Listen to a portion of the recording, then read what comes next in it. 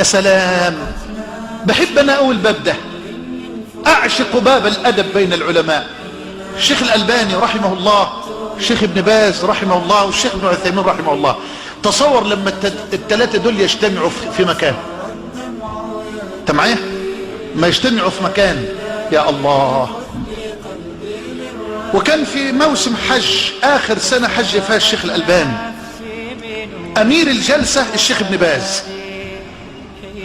الاسئلة تعرض، الشيخ ابن باز هو اللي بيتلقى. ان كان السؤال متعلقا بامر فقهي احاله الشيخ للشيخ ابن عثيمين، وان كان السؤال متعلقا بمسألة حديثية احال الشيخ عبد العزيز بن باز السؤال للشيخ الألباني، واذا كان السؤال متعلقا بمبحث من مباحث الاعتقاد اجاب الشيخ الألباني اي الشيخ ابن باز. وانتظرنا بقى مين يصلي الظهر، كنا في منى، مين يصلي الظهر؟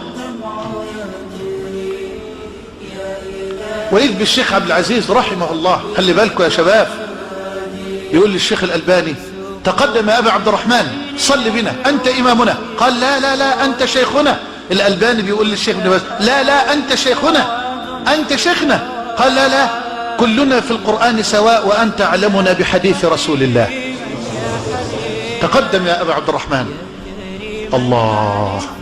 ويتقدم الشيخ الألباني، خلي بالكم يا شباب. يوم الشيخ الألباني يلتفت للمشايخ كده، الشيخ عبد العزيز يقول له يا شيخنا أصلي بالناس صلاة رسول الله أم أخفف؟ في الشيخ الألباني الشيخ عبد العزيز يرد على الشيخ الألباني يقول له صلي بنا صلاة رسول الله، علمنا يا شيخ، علمنا يا شيخ كيف كان يصلي رسول الله.